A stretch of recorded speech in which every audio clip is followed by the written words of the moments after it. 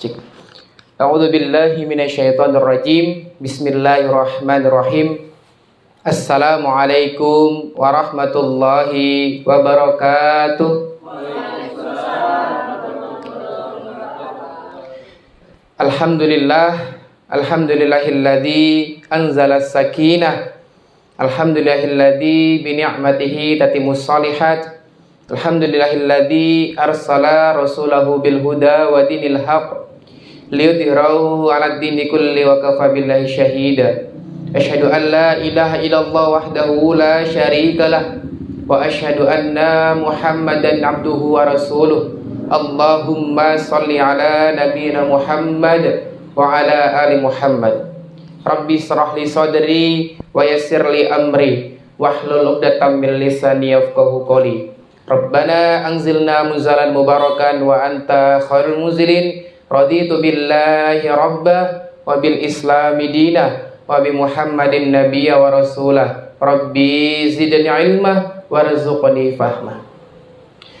Yang besar tak dihimbau gelar, yang kecil tak dihimbau nama. Semoga kita semua yang di sini bisa mulia di hadapan Allah Subhanahu wa taala. Senantiasa kita istiqomah sampai nanti kita diwafatkan dalam keadaan husnul khotimah. Amin amin ya rabbal alamin. Puji syukur senantiasa kita aturkan atas kehadirat Allah Subhanahu wa taala, atas segala limpahan nikmat kesehatan yang Allah berikan kepada kita jemaah. Karena bisa jadi banyak saudara-saudara kita yang di luar sana, mohon maaf, belum diberikan nikmat kesehatan sehingga tidak bisa merasakan berangkat bermajelis ilmu ke tempat yang insya Allah penuh mulia ini. Yang selanjutnya yang Allah hadirkan dalam kehidupan kita, yang ini adalah nikmat waktu luang jemaah. Karena bisa jadi, mohon maaf, ngapunten, banyak orang-orang di luar sana yang masih berkubang dengan duniawinya sehingga tidak bisa merasakan bagaimana manisnya berangkat bermajelis ilmu seperti ini. Dan yang Allah tanamkan, yang Allah hadirkan di dalam kehidupan kita, yang ini adalah nikmat iman dan nikmat Islam. Sehingga panjenengan berangkat ke sini dengan sebuah keimanan, dengan sebuah bukan keterpaksaan, tapi dengan sebuah giroh, sebuah semangat. Karena dikatakan tadi oleh Ustaz Diki bahwasanya perjalanan ke majelis ilmu itu bukanlah perjalanan kaki, melainkan perjalanan hati. Ya, sejauh apapun majelis ilmunya, tetapi hatinya dekat dengan majelis ilmu, insya Allah pasti dia akan sampai. Tetapi begitu sebaliknya jemaah, apabila dia dekat dengan majelis ilmu tapi hatinya jauh dari majelismu, tak akan pernah sampai. Maka mulai dari sekarang ini dan sampai seterusnya, marilah kita jamaah sekalian cinta Allah Subhanahu wa taala, tautkanlah hati kita terhadap majelis ilmu. Insyaallah dengan majelis ilmu ini ribuan malaikat ikut turut serta mendoakan, ikut turut serta bagaimana menyaksikan hamba-hamba Allah yang senantiasa bagaimana bisa terus istiqomah belajar Islam lebih dalam lagi. Amin amin ya rabbal alamin. Selanjutnya salawat bertangkaikan salam senantiasa tetap tercurah limpahkan kepada baginda Rasulullah Muhammad sallallahu alaihi wasallam serta para sahabatnya, beserta para keluarganya, beserta para orang-orang yang senantiasa menjalankan sunnah-sunnahnya. Dan semoga kita semua yang ada di sini, keluarga kita, tetangga kita, termasuk ke dalam umatnya sampai akhir zaman kelak. Amin amin ya rabbal alamin. Baik Ibunda, Pak Ananda sekalian, gimana kabarnya pada sore hari ini? Sehat Bu? Alhamdulillah sehat. Masnya sehat Mas? Alhamdulillah. Kalau nggak sehat mungkin nggak sampai sini ya. Sehat fisik, alhamdulillah. Lalu pertanyaan saya, bagaimana kabar iman panjenengan? Masih sehat sampai saat ini? Masih. Allah, masya Allah ya. Ya, apakah sedang di atas-atasnya keimanan kita, atau mungkin stagnan saja, atau bahkan bisa delosor-delosornya di bawah-bawahnya? Maka salah satu cara kita mengecas keimanan kita, yakni adalah bertolabul ilmu bersama di sini, insya Allah. Perkenalkan ayahanda, ibunda sekalian dicintai Allah Subhanahu wa taala. Mungkin belum ada yang kenal sama saya ya, karena memang saya nggak terkenal ya. Perkenalkan, nama saya Bayu Gatra Irawan. Ya, biasanya kalau dipanggil Buya Bayu. Ya, itu nama nama flyer lah seperti itu, Buya Bayu. Asal saya dari Makassar, Ananda, ibunda sekalian, tapi belasteran Jowo. Ya, ibu saya Wonosobo, bapak saya Makassar. Ya, ini sekedar pengenalan saja. Insya Allah ketika jenengan kenal sama saya kenal sama jenengan, insya Allah kedepannya bisa bersilaturahim, dan insya Allah silaturahim itu akan menambahkan keberkahan. Amin amin ya rabbal alamin. Baik. Alhamdulillah kami tadi berjalan menggunakan kendaraan dari Wates sampai di Sedekah Berjamaah Yogyakarta ini. Kalaulah bukan atas izin Allah, maka kami tak akan sampai. Maka sangatlah bersyukur kita kepada Allah sehingga kita bisa dikumpulkan di majelis yang penuh mulia ini. Bentuk rasa syukur kita kepada Allah Subhanahu wa taala yang pertama yaitu dengan mengucapkan alhamdulillah rabbil alamin. Kita memuji Allah. Dan yang kedua, bentuk rasa syukur kita kepada Allah yaitu adalah dengan menggunakan pemikiran kita, teman-teman, ibunda, dengan menggunakan kekuatan tenaga kita, dengan menggunakan harta kita untuk bagaimana bisa beramal soleh di jalan Allah Subhanahu wa taala. Ada 3. Apa tadi? Yang pertama, pemikiran. Yang kedua, tenaga. Dan yang ketiga adalah harta. Cek dalam pribadi Anda masing-masing, apakah pemikiran Anda, apakah tenaga Anda, dan apakah harta Anda sudah dipergunakan untuk beramal soleh di jalan Allah atau belum. Kalau belum, maka Anda belum dikatakan menjadi orang-orang yang bersyukur. A'udzu billahi minasyaitonir rajim. La in syakartum la azidannakum wa la in kafartum inna 'adzabi lasyadid. La in syakartum, apabila dia bersyukur atas nikmat Allah, la azidannakum, maka Allah akan tambahkan nikmatnya. Wala in kafartum, kata Allah, tapi apabila dia kufur atas nikmat Allah, apa kata Allah? Inna adzabi lasyadid, maka azabku sangatlah pedih. Mari berjamaah, teman-teman sekalian dicintai Allah Subhanahu wa taala, kita mensyukuri nikmat Allah mulai dari hal-hal kecil, mulai dari kita bangun tidur sampai kita bisa merasakan bermajelis ilmu seperti ini. Amin amin ya rabbal alamin. Baik, jemaah yang dicintai Allah Subhanahu wa taala, alhamdulillahirabbil alamin. Tema kita pada sore kali ini yaitu adalah dari hati menuju jannah. Seperti mukadimah yang disampaikan oleh Ustadz Diki tadi, bahwasanya hati ini adalah poin terpenting di dalam kehidupan kita, poin terpenting di dalam tubuh kita. Karena apabila hati tersebut rusak, maka rusaklah seluruh tubuh kita. Tapi apabila segumpal darah tadi, hati itu baik, maka baiklah seluruh organ tubuhnya juga. Masya Allah, tabarakallah. Baik, jemaah yang dicintai oleh Allah Subhanahu wa taala. Berbicara tentang majelis ilmu, banyak sekali keutamaannya. Di antaranya tadi, sesiapa yang dia berjalan menuju ke majelis ilmu, maka Allah mudahkan langkahnya untuk menuju surga. Senang nggak jenengan kalau misalnya dimudahkan langkahnya untuk menuju ke surga? Senang. Senang nggak mas? Senang. Maka sering-seringlah, semangat-semangatlah untuk mendatangi yang namanya majelis ilmu. Sebuah kisah di mana ini menjadi motivasi buat saya sendiri dan buat teman-teman semua, bahwasanya ada sebuah kisah seseorang yang namanya Abu Yusuf Al-Qadi Al-Mu'i. Beliau adalah murid dari seorang Imam Abu Hanifah. Suatu ketika dia lama hendak bermajelis ilmu karena sesuatu hal, mungkin kesibukan pekerjaannya, mungkin kesibukan hal lainnya, sehingga dia melewatkan setiap majelis ilmu yang Abu Hanifah laksanakan. Di suatu ketika, di jadwal yang telah ditentukan oleh Abu Hanifah, di majelis ilmu Abu Hanifah tersebut bertepatan dengan meninggalnya anaknya si Abu Yusuf tersebut. Lalu kira-kira Abu Yusuf lebih memilih untuk datang ke majelis ilmu atau mengurusi anak tersebut untuk dikafani dan dikuburkan? Kira-kira Abu Yusuf pilih mana? Kalau saat ini mungkin mengurus jenazah ya, begitu ya. Tapi di kisah tersebut beliau lebih semangat untuk mendatangi majelis ilmu Imam Abu Hanifah tersebut. Apa kata beliau? Jangan sampai ilmu yang itu meninggalkanku sehingga aku rugi dibuatnya. Betapa banyak saat ini umat muslim yang dia merasa saya sudah cukup dengan ilmu saya. Yang penting saya sudah sholat, yang penting saya sudah zakat, yang penting saya sudah bersyahadat, sudah umroh, sudah haji. Udahlah urusan misalnya urusan pemerintah, itu adalah urusan mereka saja. Udahlah urusan pergaulan remaja, itu sudah ada yang ngatur kok. Enggak. Islam itu ad-din, menyeluruh. Islam itu luas. Ada 3 dimensi jemaah dalam kehidupan kita. Yakni yang pertama adalah hablum minallah. Dicatat baik-baik. Ada 3 dimensi kehidupan kita. Yang pertama adalah hablum minallah, hubungan kita kepada Allah. Ini berkaitan dengan akidah, berkaitan dengan keimanan kita. Percaya enggak sama Allah? Sekarang saya tanya sama mas-masnya. Mas-mas kan percaya sama Allah? Percaya? Siap percaya mas. Percaya Allah dari mana? Dari Al-Quran? Dari Sang Pencipta? Nah, dari mana? Al-Quran? Percaya Al-Quran dari mana? Dari Allah.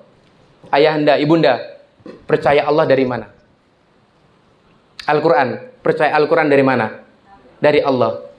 Umat muslim saat ini banyak yang berislam secara ikut-ikutan. Saya pernah bertanya kepada seorang anak SMA. Duk, kamu kenapa berislam? Apa kata dia? Wong bapak saya Islam. Lalu saya tanya, misalnya kalau bapak kamu non-Islam? Oh iya. Maka mulai saat ini jamaah, ayolah, marilah kita rubah konsep berpikir kita, bahwasanya Islam itu melalui proses berpikir. Pernah ndak usia jenengan berapa saat ini? Pernah ndak berpikir kenapa kok saya berislam? Pernah nggak berpikir seperti itu? Enggak, ujuk-ujuk langsung ketemu Islam, ketemu Al-Quran. Maka sebagai umat muslim yang baik, sebagai umat muslim terbaik, kuntum khairu ummah, yang dikatakan dalam Al-Quran surah Ali Imran ayat 110, maka kita selayaknya harus juga terbaik juga dalam mendalami Islam. Itu yang pertama adalah apa? Hablum minallah, hubungan kita dengan Allah. Yang kedua adalah apa? Hablum binafsi, hubungan diri kita sendiri. Tata cara makan, tata cara minum, tata cara berpakaian, menutup aurat atau enggak, dan segala macamnya. Itu semua diatur di dalam dimensi kedua adalah hablum binafsi. Saya sedikit cerita, ada seorang santriwati yang dia memiliki hafalan 30 juz. Setiap harinya dia murojaah Al-Qur'annya, hafalannya sebanyak 6 kali. Tapi suatu ketika, suatu hari dia kerasukan setan. Coba bayangkan, sekelas santriwati, hafizoh, hafal 30 juz, murojaah hafalannya 6 kali sehari, tapi kok kenapa dia bisa kesurupan? Setelah diinterogasi sama ustazahnya, hei, jin yang ada di dalam tubuh santriwati ini, kenapa engkau bisa masuk ke dalam tubuh santriwati ini? Apa kata jinnya? Saya masuk ke dalam tubuh si santriwati ini ketika dia makan pakai tangan kiri. Oh, berapa lama, berapa banyak Anda dalam sehari makan pakai tangan kiri? Bisa jadi Anda bukan hafizah, bisa jadi Anda nggak murojaah, tapi makan pakai tangan kiri. Cek berapa kali setan masuk ke dalam tubuh Anda. Coba, ngeri kan? Maka Islam sedetail itu, Islam seperinci itu. Jangan menganggap Islam itu sempit, teman-teman, ya. Yang selanjutnya, yang ketiga adalah hablum minan nas, hubungan diri kita dengan orang lain. Cek bagaimana sistem pergaulan anak-anak kita, ibunda. Apakah mereka di luar sana berpacaran atau enggak? Yang anak-anak masih kuliah, teman-teman, cek pergaulan Anda. Apakah ada campur baur antara perempuan dan laki-laki? Barang siapa yang dia sering ikhtilat atau sering bercampur baur dengan yang bukan mahram, maka disitulah dia setiap hari jatuh cinta terhadap orang yang berbeda.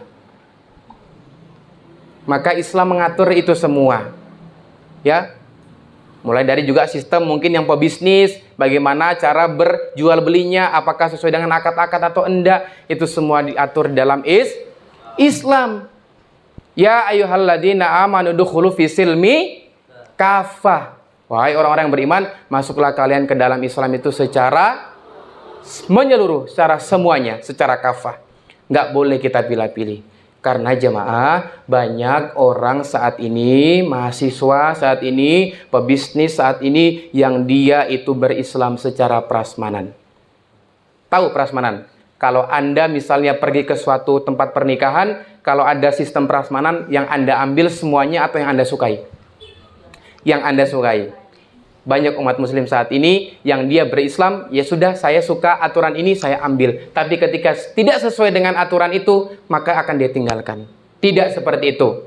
Ya, yang namanya aturan Allah, baik secara sukarela maupun secara terpaksa, kita wajib untuk mengikutinya. Karena apa? Esensi kita hidup di dunia ini adalah apa? Wa ma khalaqtul jinna wal insa illa liya'budu. Tidaklah aku ciptakan jin dan manusia melainkan mengabdi kepadaku. Kalau kita mengabdi, misalnya seorang majikan kepada pembantu, pembantunya, majikannya bilang, bibi bikinan aku telur dadar. Apa kata bibinya? Sami'na wa ata'na. Nggak mungkin bilang nggak mau majikan, pasti nggak begitu. Nah, kita sebagai hamba Allah, sebagai ciptaan Allah, ketika kita merasa menjadi hambanya Allah, hidup di dunia Allah, bernafas Allah yang berikan, berjalan Allah yang mampukan, maka ketika ada perintah dari Al-Quran dan dari hadis Rasulullah, maka kita wajib untuk mengikutinya. Mulai kapan? Mulai saat ini sampai kapan? Seterusnya. Itulah yang disebut namanya khairu ummah. Oke. Baik, jamaah dicintai Allah Subhanahu wa taala. Ini sampai jam berapa kita? Sampai maghrib nggih? Pokoknya sampai azan ya. Baik. Jamaah yang dicintai Allah Subhanahu wa taala. Pribadi kita, organ tubuh kita, sikap kita itu tergantung kepada baiknya hati kita, kolbu kita. Bedakan antara kolbu dengan kalbu ya. Kalau kalbu itu apa? Guguk, segawon. Ya, bedakan kolbu sama kalbu. Kolbu, hati. Bedakan nggih. Jadi merasuk ke dalam kalbuku, merasuk ke dalam gugukku berarti.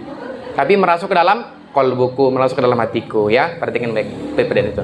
Nah, kata Ibnu Rajab Al-Hambali rahimahullah mengisyaratkan bahwa baiknya amalan badan seseorang itu tergantung bagaimana dia bisa menjauhi yang namanya satu, keharaman. Ya. Bagaimana makanan Anda, apakah sudah halal baik secara zat maupun secara mendapatkannya bagaimana, karena itu bisa mempengaruhi hati kita. Orang kalau sudah ada harta haram masuk, sudah ada makanan haram masuk ke dalam tubuh, maka satu, hatinya akan menjadi keras. Karena salah satu hidayah bisa masuk itu melalui hati yang lembut. Kalau hati Anda sudah keras, maka hidayah akan sulit untuk masuk. Ustadz, tapi saya belum dapat hidayah. Sebenarnya kita itu udah dapat hidayah, Bu, Mas, Mbak. Ada dua hidayah yang Allah berikan kepada kita. Yang pertama adalah hidayah kholqiyah. Hidayah pemikiran kita, otak kita. Dan yang kedua adalah hidayah irsyad wal bayan, atau yang disebut dan namanya Al-Quran. Pemikiran dikorelasikan dengan atau diarahkan dengan Al-Quran, insya Allah jalannya akan menjadi lurus. Karena bangkitnya seseorang, bangkitnya manusia, bangkitnya umat itu melalui pemikirannya. Data di Indonesia sekarang mengatakan bahwasanya alhamdulillah mu'alaf atau umat muslim saat ini meningkat datanya. Betul secara data oke. Tapi coba lihat secara fakta di lapangan. Bagaimana umat Islam saat ini yang tertindas, betul. Umat Islam yang saat ini dijelek-jelekan. Yang syariat Islam saat ini dipuruk-purukan, betul. Karena apa kira-kira? Karena kemunduran berpikir umat Islam tersebut. Karena apa lagi? Karena tidak menerapkan Islam di kehidupannya. Jadi ya sudah, saya sudah sholat, saya sudah puasa, saya sudah zakat, sudahlah, urusan lain udah biar ada yang ngatur. Enggak seperti itu kita berislam. Maka saya ada semacam wadah, semacam forum di Yogyakarta ini yang namanya ngarit, ngaji rutin. Di situ Anda akan diajak untuk mikir. Mulai dari akidah, syariah, dan segala macamnya. Nanti akan diajak untuk perdalam lagi akidah panjenengan. Kenapa kok saya berislam? Kenapa kok saya percaya Al-Quran? Nanti di situ Anda akan mendapatkan bagaimana tahu Allah, pastinya Allah seperti pastinya 1 tambah 1 pasti sama dengan 2. Keren enggak? Keren. Ayolah teman-teman, Anda masih muda, Anda masih seorang mahasiswa, masih bisa berpikir, maksimalkan pemikiran Anda untuk bisa ikut ngaji rutin tersebut. Saya rekomendasikan seperti itu. Karena saat ini banyak kita yang mengaji tematik, betul. Langsung bahas masalah hati, langsung bahas masalah surga, nggak dibahas dulu kenapa kok kita berislam, betul. Nanti silakan bisa japri ke saya, atau bisa nanti ke panitia, Sadiki, atau ke teman-teman yang lainnya untuk bagaimana bisa follow up ke ngarit tersebut, ngaji rutin. Itu, keharaman. Yang kedua, kata Ibnu Rajab Al-Hambali mengatakan, hati yang sehat itu juga bisa bagaimana dia mampu untuk menjauhi yang namanya perkara-perkara syubhat. Apa itu syubhat? Perkara yang samar-samar hukumnya. Abu-abu. Jelas enggak ya ini? Halal atau haram enggak ya?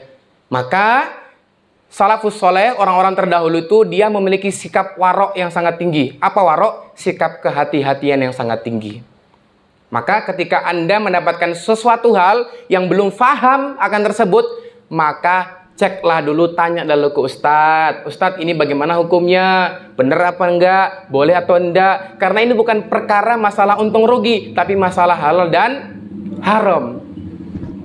Umat Islam harus saat itu, harus seperti itu saat ini. Nggak boleh langsung merasa, oh kaum marginal, kalau nggak ada margin nggak kenal, kalau nggak untung nggak kenal. Nggak seperti itu. Kita harus tahu halal dan haram. Karena ini apa? Tujuannya nanti kan ke jannah kita juga, akan ke akhirat. Jangan kalau di akhirat nanti milih surga apa milih neraka? Bu, Mas, di akhirat udah nggak bisa milih. Kita milihnya di dunia. Ya, itu. Yang selanjutnya, itu semua tergantung dari baik hatinya. Maka cek hati panjenengan. Ketika panjenengan bisa menjauhkan diri dari yang haram dan dari yang perkara syubhat, itulah tanda-tanda baik hatinya atau sehat hatinya. Dan para ulama juga mengatakan, walaupun hati itu kecil dibandingkan dengan bagian tubuh yang lain, namun baik dan jeleknya jasad juga tergantung dari hatinya. Dari hatinya tersebut. Maka hati yang kecil seperti ini, hati-hati. Ya. Maka pernah nggak mendengar tidaklah masuk surga seseorang yang di dalam hatinya ada kesombongan sebesar biji zarah, sebiji sawi. Tahu nggak definisi sombong itu apa? Ayo. Kita sering bilang, kamu sombong. Buya Bayu sombong. Tapi tahu nggak apa artinya sombong? Sombong nggak nyapa. Sombong itu definisinya adalah menolak kebenaran dan meremehkan orang lain. Misalnya jenengan punya anak, ketika maghrib, ibu sudah waya maghrib, ayo sholat berjamaah. Leko yang ngerti opo isi cah cilik. Meremehkan orang lain. Berarti Anda disebut sombong. Dan ketika ada kebenaran yang saya sampaikan, semuanya kebenaran, insya Allah Anda menolaknya, maka Anda disebut orang sombong. Dan orang sombong tidak masuk surga. Maka definisi sombong itu adalah dia meremehkan orang lain dan menolak kebenaran. Cek interaksi Anda di kampus, cek interaksi Anda di masyarakat. Apakah Anda saat ini sering meremehkan orang lain dan sering menolak kebenaran atau tidak? Ya. Selanjutnya, kata Imam Nawawi rahimahullah, letak jalan berpikir itu adalah di hati juga, kata imam tersebut. Hadis ini juga merupakan dalil bahwa akal dan kemampuan memahami pusatnya adalah di hati. Sumbernya adalah di hati, bukan di otak kita. Jadi kesimpulannya itu adalah semua apapun yang masuk ke dalam diri kita itu melalui otak kita dan akan disaring oleh hati. Maka ketika hati kita nggak sehat, maka perilaku juga kita akan menjadi nggak sehat. Ya, janganlah mikir-mikir dulu bagaimana mau menuju ke surga, tapi coba cek dulu hati Anda bagaimana. Ya. Maka definisi dari baiknya hati adalah yang pertama, ya, memiliki hati yang dia memiliki rasa takut kepada Allah Subhanahu wa taala. Ketika dia melakukan kemaksiatan, maka dia akan merasa gelisah, maka akan merasa takut dan akan merasa takut akan kesiksaan dari Allah Subhanahu wa taala. Ketika ada seseorang atau bisa jadi kita di antara sini ada yang bermaksiat mungkin atau melakukan hal-hal yang tidak diperbolehkan oleh Allah Subhanahu wa taala, hati kita tidak bergejolak, berarti hati kita sedang tidak sehat. Minimal jenengan kalau melihat problematika umat saat ini, minimal jenengan merasa gelisah.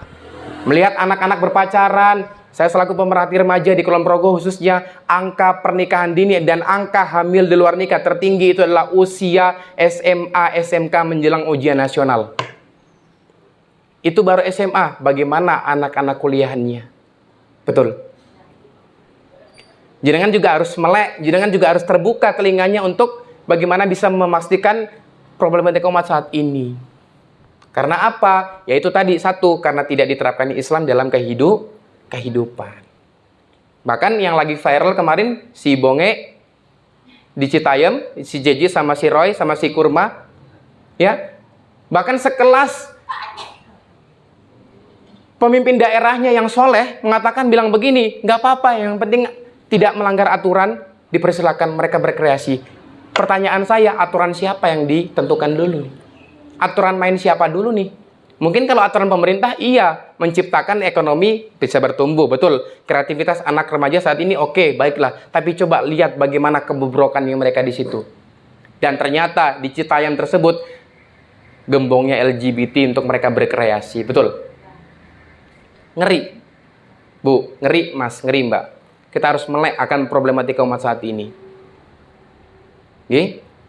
Maka dari itu, mulai dari diri kita sendiri, perbaikilah hati kita, ya. Yang selanjutnya yang dimaksud dari hati yang baik adalah niat yang ikhlas karena Allah, bukan karena siapa-siapa. Maka ketika panjenengan beraktivitas, niatkanlah semata-mata mencari ridho Allah Subhanahu wa Ta'ala. Dan sebaik-baik pengharapan kita di dunia ini adalah berharap kepada Allah. Karena seburuk-buruknya harapan itulah kita berharap kepada manusia, pasti ujungnya akan kecewa. Kenapa kecewa? Iya, karena manusia itu tempatnya khilaf, karena manusia itu tempatnya lupa, manusia itu tempatnya salah. Maka sebaik-baik kita bergantung harapan hanya kepada Allah Subhanahu wa Ta'ala. Maka hati yang sehat, hati yang baik itu adalah apa? Salah satu barometernya adalah niat yang ikhlas karena Allah Subhanahu wa Ta'ala. Anda berangkat ke sini itu karena niat untuk bertolabul ilmi karena Allah Subhanahu wa Ta'ala. Ya, yang selanjutnya apa? Yang dimaksud dari baiknya hati di sini adalah rasa cinta kepada Allah Subhanahu wa Ta'ala. Cinta di sini adalah bagaimana aturan-aturan Allah harus dilaksanakannya, baik secara sukarela maupun terpaksa. Anda harus mengikutinya. Maka barometer baiknya hati yang pertama adalah takut kepada Allah. Yang kedua, rasa khawatir akan siksanya. Dan yang ketiga adalah bertakwa dan mencintainya. Bertakwa itu apa sih definisinya? Ayahanda, ibunda, tahu nggak takwa itu apa? Biasanya kalau cowok-cowok, kalau di Jumatan itu sering, ya ayyuhalladzina amanu taqullaha haqqa tuqatih wa la tamutunna illa wa antum muslimun. Apa definisi takwa? Secara umum, secara menyeluruh dikatakan adalah menjalankan segala perintahnya dan menjauhi segala larang-larangannya. Maka hati yang sehat, hati yang baik itu barometernya adalah ketakwaan. Bisa bagaimana menjalankan segala perintahnya dan menjauhi segala larang-larangan dari Allah Subhanahu wa Ta'ala.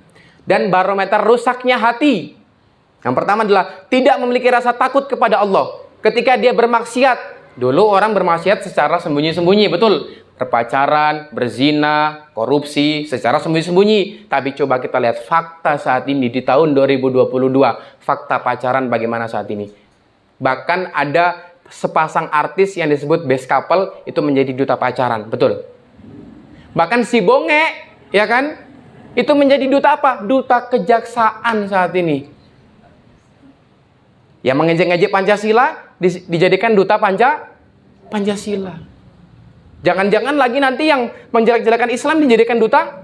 Itu bahaya sekali jemaah. Maka di Quran surah Ali Imran ayat 110 tadi dikatakan, kuntum khairu ummatin ukhrijat linnas ta'muruna bil ma'rufi wa tanhauna 'anil munkar wa tu'minuna billah. Kuntum khairu ummah. Hei, kalian ini umat-umat muslimin, umat terbaik. Zaman dulu kita lihat bagaimana usia-usia 18 tahun, usia 20 tahun sudah menjadi panglima perang. Saat ini sudah menjadi panglima perang juga, mungkin di FF tapi. Di FF, di Mobile Legends sudah menjadi pemimpin perang. Yang mikirnya dulu bagaimana bisa memfutuhat negeri sana, bagaimana bisa menaklukkan kota sana, kota Konstantinopel, Sultan Muhammad Al-Fatih. Sekarang bagaimana mereka anak muda saat ini, bagaimana bisa menaklukkan hati dia. Betul enggak? Betul. Remeh sekali saat ini anak-anak remaja kita. Ketika nggak diterima, nesu, akhirnya bunuh diri. Nggak diterima, akhirnya kriminalitas terjadi, dianiaya dan segala macamnya. Maka ya ayyuhalladzina amanu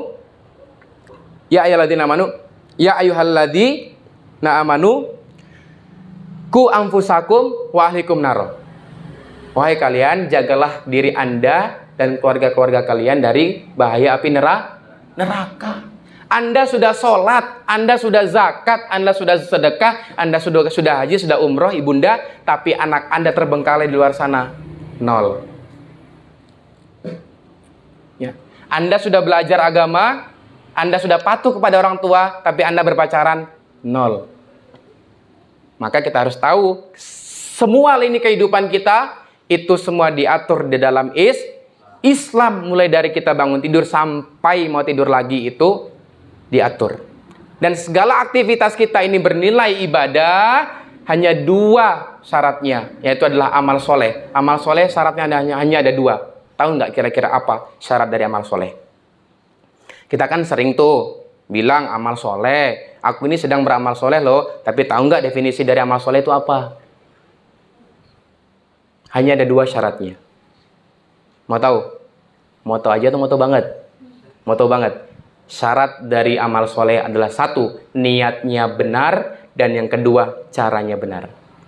Jadi apapun aktivitas Anda, bekerja, kuliah, menjadi rumah tangga, menjadi kepala keluarga, ketika niatnya benar dan caranya benar, insya Allah itu akan bernilai ibadah dan bernilai pahala di sisi Allah Subhanahu wa Ta'ala. Maka ceklah aktivitas kita, apakah niatnya sudah benar dan apakah caranya kita sudah benar juga. Ya, maka bagaimana yang namanya hati ini juga kadang mudah goyah, betul. Kadang mudah futur, kadang mudah runtuh hati kita ini. Maka ada salah satu ajaran yang diajarkan oleh Nabi kita, yaitu adalah berdoa, ya muqallibal qulub tsabbit qalbi ala dinik. Wahai Allah yang maha membolak-balikan hati hamba, maka teguhkanlah hati hambamu di atas agamamu. Maka ketika misalnya suami kita misalnya keras hatinya, misalnya istri kita keras hatinya, maka kita minta sama Allah agar hatinya dilembutkan, karena yang membolak-balikan hati ini adalah Allah Subhanahu wa Ta'ala. Jangan berharap bahwasanya kita bisa merubah, enggak. Tapi yang bisa merubah itu dari Allah Subhanahu wa Ta'ala, yang bisa membolak-balikan hati kita. Maka dari itu jamaah yang dicintai Allah Subhanahu wa Ta'ala, bagaimana hati itu bisa rusak? Yang pertama, terjerumus ke dalam hal-hal yang syubhat. Yang kedua, terjatuh ke dalam kemaksiatan yang memakan hal-hal yang haram. Dan yang ketiga, bahkan seluruh maksiat itu bisa merusak hati. Ya, seperti apa? Memandang yang haram-haram, misalnya yang bukan mahram kita pandang akan menyerahkan nafsu, itulah yang akan menjadi hati kita akan menjadi rusak. Mendengarkan yang haram, ini fikih ya, ada khilafiyah, ada yang mengatakan musik itu haram, tapi ada juga spesifikasi musik itu ada yang nggak haram juga. Ya, tergantung Anda nanti memahaminya bagaimana, karena saya nggak membahas masalah fikih, itu ada ilmunya sendiri.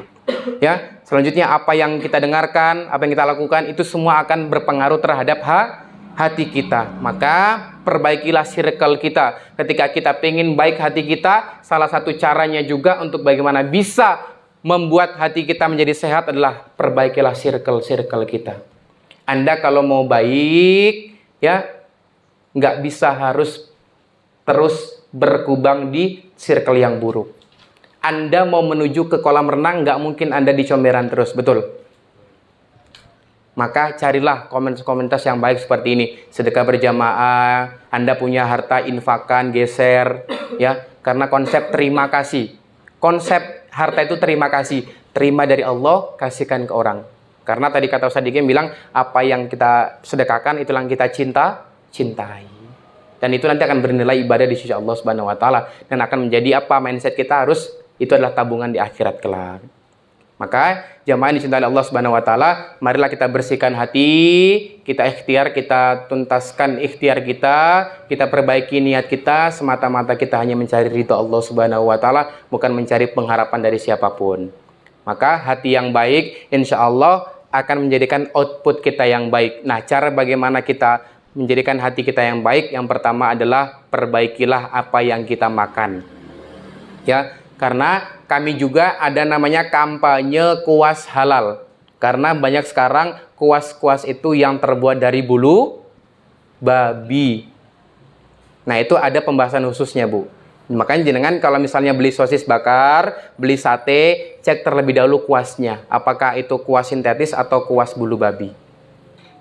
Karena harta-harta yang haram itu akan bisa masuk ke dalam diri kita, akan menjadi, hati kita akan menjadi keras, dan itu bisa menjadi penutup dosa-dosa kita. Penutup doa-doa kita. Ada 3 dimensi doa, sebelum berakhir ya. Ada 3 dimensi doa. Yang pertama adalah berdoa. Kita sadar tangan kita ini penuh dosa. Kita sadar sikap kita ini penuh dosa. Tapi apakah kita berdoa ini diterima oleh Allah Subhanahu wa taala? Maka yang kita fokusi adalah ikhtiar kita, area yang kita kuasai. Masalah hasil itu area yang menguasai dan itu tidak akan dihisap. Maka nanti jenengan kalau misalnya ikut ngaji rutin akan mendapatkan materi qada qadar juga. Jadi enggak melulu nanti misalnya hidup mikir dikit-dikit takdir, dikit-dikit takdir. Takdir kok dikit-dikit. Nah, nanti di situ ada materinya. Insya Allah jenengan kalau sudah mengikuti qada qadar nggak akan merasa baper, nggak akan merasa hati itu gelisah karena rezeki, karena semua itu sudah ada materinya. Keren nggak? Keren, karena Islam segitu detailnya membahas itu. Cuma kitanya saja yang merasa sudah cukup akan ilmu, merasa kita, aduh, saya waktunya nggak ada nih. Dulu masa-masa corona, begitu diajak ke masjid, diajak ngaji, bilangnya, corona nggak boleh kumpul-kumpul, betul. Begitu corona sudah nggak ada, aduh aku sibuk kerja, aku sibuk kuliah. Lalu mau sampai kapan lagi? Ada niat, ada jalan, nggak ada niat banyak alasan. Betul nggak? Betul. Paksa. Ibadah itu, amal soleh itu harus dipaksa. Paksa akan menjadi sebuah kebiasaan, dan kebiasaan itu akan menjadi apa? Puncak dari sebuah amal soleh, dari ibadah itu adalah merasa butuh akan amal soleh tersebut. Jenengan kalau sudah merasa butuh akan ilmu, merasa butuh akan Islam, berarti hati Anda sehat. Maka hati kita ini akan mempengaruhi juga kita bagaimana hidup setelah kematian. Anda percaya surga sama neraka? Percaya dari mana? Al-Quran. Lagi-lagi percaya dari Al-Quran. Ya memang kita harus percaya Al-Quran, tapi tidak diajarkan untuk alur berpikirnya. Anda sebagai mahasiswa yang paham tentang metode berpikir, nanti akan diajak memikir bagaimana bertemu dengan kenapa kok paham dengan Islam dan segala macamnya. Wah, nggak kerasa ya? Insyaallah tabarakallah. Ustaz, sudah waktunya adzan ya? Mungkin ini kita ada yang shaum, kita alangkah baiknya kita buka puasa terlebih dahulu ya. Sudah disediakan makanan di situ. Kita berdoa terlebih dahulu. SOP makan. A'udzubillahi minasyaitonirrajim. Bismillahirrahmanirrahim. Ya Allah, jadikanlah makanan dan minuman ini energi kami untuk beramal soleh. Jadikan kami ini menjadi hamba-hamba yang pandai bersyukur, dan semoga bisa menjadi wasilah hadirnya ketenangan, keberkahan, kebahagiaan, serta keistiqomahan untuk kita semua. Bismillahirrahmanirrahim. Allahumma laka sumtu wa bika amantu wa la rizqika aftartu bi rahmatika ya arhamar rahimin. Allahumma barik lana fi ma razaqtana wa qina adzabannar. Silakan bisa dibatalkan terlebih dahulu. Oh nggih. Sehat berkah lancar Ibu. Nggih. Silakan bisa berbuka terlebih dahulu. Nanti setelah azan selesai, maka kita berdoa terlebih dahulu ya untuk menambah keberkahan majelis ini. Siap, jazakallahu khair. Monggo bisa dicicipi terlebih dahulu.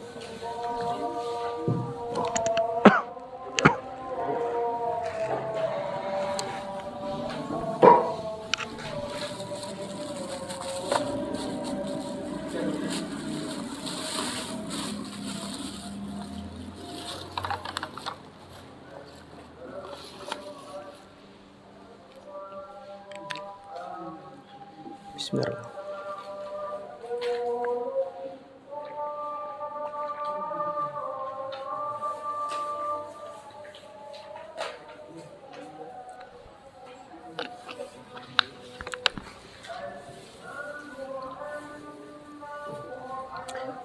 Ustaz, ini ada apa ini? Door prize kah atau apa ini? Oh, pertanyaan, Masya Allah. Baik, nanti kalau ada sesi tanya jawab, ngapunten karena memang tadi kita mulainya agak sore ya. Nanti jika ada pertanyaan yang insya Allah bisa kami jawab, akan kami jawab. Jika mohon maaf tidak bisa kami jawab, akan kami sampaikan ke Ustadz kami, dan insya Allah lain waktu akan kami sampaikan ke panjenengan yang bertanya.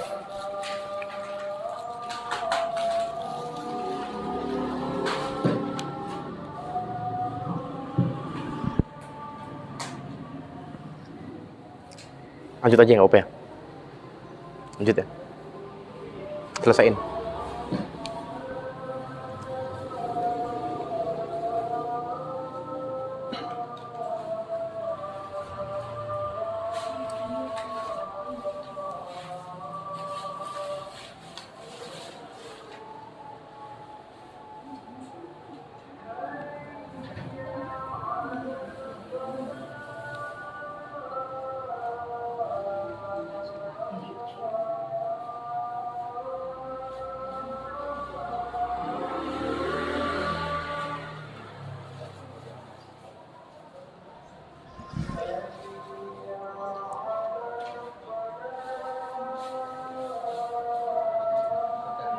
Doa. Oh iya.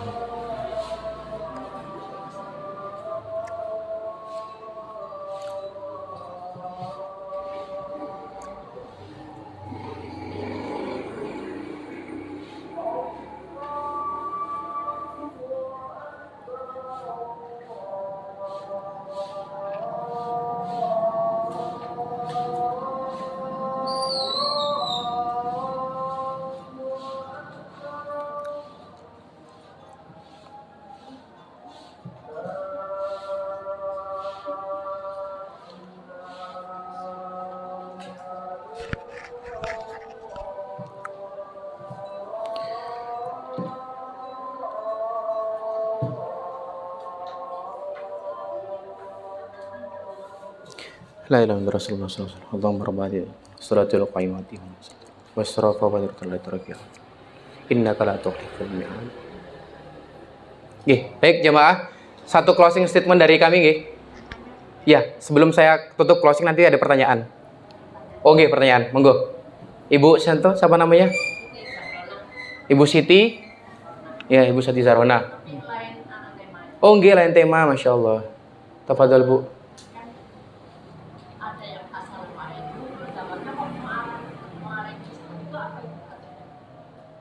Ada yang Mu'alaikum. Oke, Bu. Baik. Ya, mohon izin untuk menjawab Ibunda.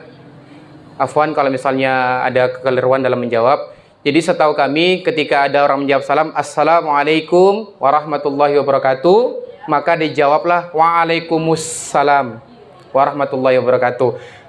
Terlepas dari hal itu, apa tadi? Waalaikumsalam itu kami kurang paham artinya apa, dan itu akan berjadi merusak arti dari salam tersebut. Alangkah baiknya kalau panjenengan ini dinasihati, misalnya orang tersebut dinasihati dan disampaikan apakah benar ada ajarannya seperti itu. Bisa jadi beliau juga punya landasannya. Kalau misalnya beliau keliru, tolong disampaikan, ditegur baik-baik, dalam artian yang benar seperti ini loh Bu. Ketika ada Assalamualaikum warahmatullahi wabarakatuh, jawabnya Waalaikumsalam warahmatullahi wabarakatuh. Karena tadi amal soleh syaratnya hanya ada dua, niatnya benar dan caranya benar. Ketika niatnya menjawab salam tapi caranya salah, maka tidak menjadi amal soleh. Ya, itu Bu.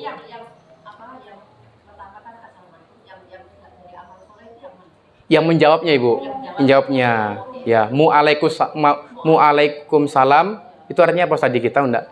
Ya, memang saya tanya dalam dulu di ceritanya Rasulullah. Oke. Itu sebuah selamat kamu mati. Oh, Waalaikumsalam. Nah, ini ada referensi baru. Waalaikumsalam itu artinya dalam cerita Rasulullah. Nah, maka itu tadi tidak akan menjadi amal soleh Bu, ya. Buruk berarti artinya. Insya Allah. Iya. Ya. Astagfirullah Bu ya. Maka nanti orangnya disampaikan bahwasanya di zaman Rasulullah dulu ada yang menjawab salam seperti itu, ternyata salamnya buruk. Selamat Anda mati. Kan ngeri Bu. Dalam keadaan buruk. Dalam keadaan buruk gitu. Nah, seperti doa Bu. Ya karena memang ucapan itu adalah doa juga. Nggih, itu Bu. Sampun terjawab? Dibenerin lagi. Iya, dibenerin lagi nggih. Insyaallah. Iya Ibu Siti, barakallah. Mungkin panitia yang menjawab pertanyaan. Silakan Ibu. Ibu siapa? Bu Bagia. Iya, saya bahagia selalu juga. Monggo. Bu Bagia. Pantas kok bahagia terus. Nggih. Assalamualaikum warahmatullahi wabarakatuh. Waalaikumsalam warahmatullahi wabarakatuh. Monggo Ibu. Nggih. Nggih, Bu. Tanya bagaimana cara menyikapi tiap-tiap hati yang selalu tersandung sama tetangga. Ini sebaiknya saya harus menghindar, menjauhi, apa tetap mendekati. Nah, mohon penjelasannya. Baik. Assalamualaikum warahmatullahi wabarakatuh. Waalaikumsalam warahmatullahi wabarakatuh. Bagaimana kiat-kiat untuk menjaga hati dari tetangga yang tersakiti, yang tidak mengenakan hati kita? Oke, baik. Satu, yang bisa kita sikapi adalah area yang kita kuasai. Kita nggak bisa merubah seseorang tersebut untuk sesuai apa yang kita inginkan. Satu. Yang kedua, kita pertama bersabar terlebih dahulu. Karena memang kita diajarkan, mintalah pertolongan kepada Allah dengan bersabar dan sholat. Bersabar. Di Quran surah Al-Hujurat, tadi materinya sebenarnya sampai sini, cuman karena kepotong azan. Di Quran surah Al-Hujurat ayat 12 telah dijelaskan, ya ayyuhalladzina amanu, wahai orang-orang yang beriman, ya ayyuhalladzina amanu jutanibu katsiran minadh-dhon, ya, jauhilah banyak-banyak prasangka. Ya, karena banyak-banyak prasangka itu bisa menimbulkan, karena prasangka itu bisa jadi kebanyakan narpa buruk, Bu. Maka ketika ada orang yang tetangganya jenengan itu bersikap tidak baik kepada panjenengan, jenengan harus jangan berprasangka buruk ke dia, ke beliaunya. Karena sikap Anda ke beliaulah yang akan dinilai pahala atau dosa kepada Allah Subhanahu wa taala. Tuh. Yang kedua, ya, dan janganlah mencari kesalahan-kesalahan tetangga. Ya, kadang kalau orang sudah ini, ada dua sikap mata. Mau menjadi mata lebah atau mau menjadi mata lalat. Kalau mata lalat itu semua yang dilihat jelek-jeleknya, sampah-sampah semua. Sebaik-baiknya orang, ketika dia matanya lalat, pasti akan melihat semua keburukan. Maka jadilah mata lebah yang selalu melihat kebaikan-kebaikan. Walaupun ada satu dua keburukan dari orang tersebut, tutup baik-baik, jangan hiraukan, ingat kembali kebaikan-kebaikan hal tersebut. Karena yang namanya setan, ketika kita sedang marah terhadap seorang tersebut, maka ditutuplah semua pintu-pintu kebaikan orang tersebut yang lalu, sejarah-sejarah kebaikan mereka, itu ditutup sama setan, yang diperlihatkan adalah yang keburukan-keburukannya. Maka ketika kita marah sama seseorang, pasti yang dilihat apa? Yang buruknya. Maka cepat-cepatlah beristighfar, minta ampun kepada Allah. Bisa jadi itu karena kita juga ada salah. Yang kedua, minta dalam sholat, minta dalam doa kita agar beliau-beliau dilembutkan hatinya dan doakan doa yang kebaikan. Karena barang siapa yang mendoakan saudaranya dalam kebaikan, maka malaikat ikut mengaminkan engkau mendapatkan yang setimpal. Kata malaikat seperti itu. Maka ketika Anda sikapnya berdoa kebaikan kepada tetangga tersebut, maka insya Allah jenengan akan mendapatkan kebaikan yang Anda juga doakan seperti itu. Sampun terjawab, barakallahu fiik. Memang karena ujian terdekat itu ujian terberat datang dari orang terdekat. Ibu mau bertanya? Monggo Ibu, Bu siapa? Nggih, Ibu, monggo. Waalaikumsalam warahmatullahi wabarakatuh.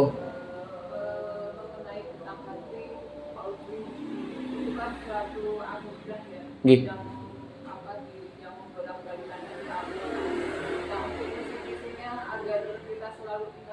Adanya Allah di hati kita itu yang paling dalam itu bagaimana caranya selain untuk membaca Quran, perbuatan baik, bertakwa gitu, biar apa yang kita lakukan tuh langsung ingatnya ke Allah. Oke.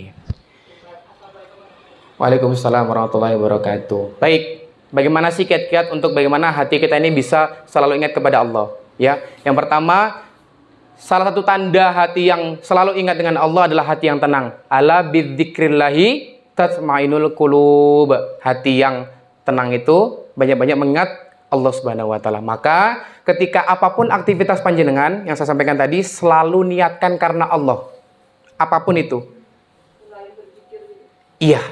Maka semua kisi-kisi yang Anda pertanyakan itu semua ada di komunitas ngaji rutin tersebut.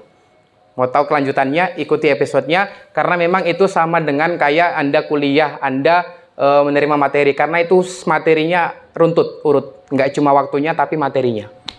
Insya Allah Anda akan menjadi umat muslim yang terbaik dengan mengikuti ngaji rutin tersebut. Itu dengan mengingat-ingat banyak Allah dengan apa? Setiap melakukan aktivitas selalu baca basmalah, bismillah terlebih dahulu. Karena setiap apapun yang dilakukan dengan bismillah, insya Allah ada keberkahan di dalamnya. Seperti itu kurang lebihnya, Bu. Allah alam bisawab.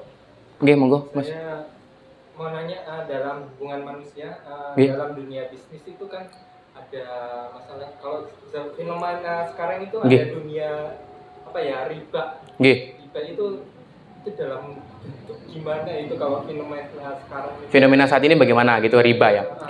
Terus masalah mujtahid ya. Itu Artinya apa? Oke, baik, Mas apa namanya? Fauzan, baik, oke. Berkaitan masalah riba, saya skipkan dulu. Yang saya sampaikan mujtahidnya. Jadi mujtahid itu adalah seorang ulama yang dia bisa menarik hukum dari sebuah dalil atau sebuah hadis atau sebuah ayat. Dari sebuah produk mujtahid tersebut disebut namanya ijtihad. Ya, contoh misalnya saat ini pakar ekonomi, ya, mujtahidnya adalah Ustadz Dwi Condro, misalnya pakar ekonomi syariah. Nah, hasil ijtihadnya, halal haramnya mengarah kemana, itulah hasil buah dari mujtahid tersebut. Jadi mujtahid itu adalah orang yang bisa menarik hukum dari dalil dan ayat tersebut gitu. Seorang mujtahid, karena memang tidak semua orang itu bisa untuk menarik sebuah hukum dari ayat tersebut. Itu memang ada sendiri khusus untuk mujtahid hal tersebut. Itu kurang lebih seperti itu. Jadi kalau kayak kita ini disebut adalah muqallid muttabi. Muqallid muttabi itu adalah apa? Orang yang mengikuti mujtahid tapi tahu dalilnya. Itu. Tapi kalau muqallid am itu orang yang dia ikut-ikutan tanpa tahu dalilnya. Kenapa kamu sholat? Ya karena saya ngikut ustadz saya gitu dan segala macamnya. Maka kita menjadi muqallid muttabi. Kurang lebih seperti itu. Kalau masalah bab riba, itu nanti dia ada bab sendirinya, Mas. Kalau jenengan nanti ikut ngaji rutin, itu memang pembahasannya nggak bisa sedetail saat ini, nggak bisa seperinci saat ini, soalnya nanti akan bisa menjadi gagal paham. Karena hanya sekulumat saja. Nanti ada pembahasan lebih rincinya lagi. Mungkin kapan-kapan kita bahas masalah riba. Karena memang berat masalah riba ini. Ya, bisa jadi aktivitas kita, jual beli kita, bisnis kita itu ada unsur ribanya di dalamnya. Ya, maka akan next. Saya belum bisa menjawabnya. Walau misal pengapunten. Ternun. Ada lagi? Cukup nggih? Cukup nggih? Ini ada kita berdoa terlebih dahulu, Bu, ya. Ngapunten ya. Mohon maaf mengganggu waktunya 2 menit. Ini ada titipan doa dari Ibu Fatimah. Beliau sedang koma. Jadi teman saya itu simbahnya namanya Ibu Fatimah sedang koma, sedang tidak sadarkan diri mulai dari kemarin. Mohon doanya, kita berdoa bersama. Insya Allah di waktu-waktu mustajab ini kita berdoa semoga diangkat penyakitnya dan tidak meninggalkan penyakit-penyakit lainnya. A'udzubillahi minasyaitonirrajim. Bismillahirrahmanirrahim. Alhamdulillahirabbil alamin. Hamdan syakirin, hamdan na'imin, hamdan yu'afini wa yukafiru mazidah. Ya Rabbana lakal hamdu kama yanbaghi li jalali wajhikal karimi wa li misl farik. Allahumma shalli wa sallim wa barik ala sayyidina Muhammad wa ala sayyidina Muhammad. Allahumma ighfir lil muslimin wal muslimat wal mu'minina wal mu'minat al ahya'i minhum wal amwat innaka samiun qaribun mujibud da'wat. Ya qadiyal hajat Rabbana la tuzigh qulubana ba'da idh hadaytana wa hab lana min ladunka rahmah innaka antal wahhab. Rabbana hab lana min azwajina wa dzurriyyatina qurrata a'yun waj'alna lil muttaqina imama. Rabbana dzalamna anfusana wa illam taghfir lana wa tarhamna lanakunanna minal khasirin. Rabbi firli wali walidayya warhamhum kama rabbayana shaghira. Rabbi habli minas solihin, Rabbi habli minas solihin, Rabbi habli minas solihin. Ya Allah ya Rahman ya Rahim, sehatkanlah Ibu Fatimah, angkatlah penyakit-penyakitnya sehingga tidak menimbulkan penyakit yang lain. Ya Allah sehatkanlah diri kita, ya Allah sehatkanlah diri hamba, sehatkanlah keluarga-keluarga hamba. Ya Allah jauhkanlah hamba-hamba ini dari sifat-sifat iri dengki hasad. Ya Allah jauhkanlah kami ini dari sifat-sifat haram, jauhkanlah kami ini dari perkara-perkara syubhat, ya Allah, agar kami senantiasa menjadi hati-hati yang senantiasa terpaut kepada majelis ilmu dan terpaut dari masjid dan terpaut kepadamu ya Allah ya Rahman ya Rahim. Lindungilah keluarga kami dari mara bahaya ya Allah ya Rahman ya Rahim. Rabbi firli wali walidayya warhamhuma kama rabbayana shighara. Rabbana atina fid dunya hasanah wa fil akhirati hasanah wa qina adzabannar. Subhanaka rabbika rabbil izzati amma yasifun wa salamun alal mursalin walhamdulillahi rabbil alamin. Al-Fatihah. A'udzubillahi minasyaitonir rajim. Bismillahirrahmanirrahim. Alhamdulillahirabbil alamin arrahmanirrahim maliki yaumiddin. Iyyaka na'budu wa iyyaka nasta'in. Ihdinas siratal mustaqim siratal ladzina an'amta 'alaihim ghairil maghdubi 'alaihim. Nggih, matur nuwun sanget, barakallahu fikum, jazakumullah hasanal jaza. Mohon maaf banyak salah sikap kurang berkenan. Saya cukupkan. Akhirul kalam, wabillahi taufiq wal hidayah. Wassalamualaikum warahmatullahi wabarakatuh.